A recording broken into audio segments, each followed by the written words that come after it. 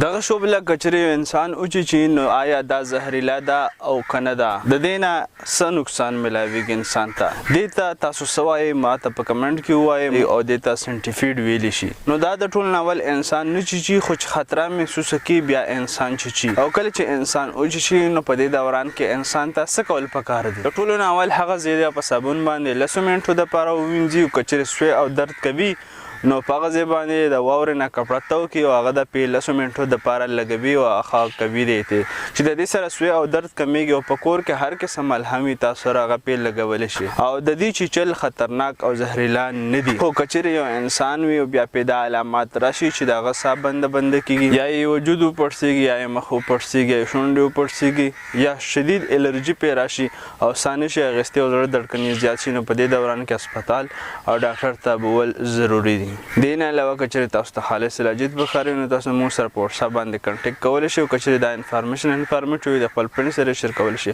انده شان میډیکل انفارمیشن لپاره زموږ سره اوسئ شکریہ الله حافظ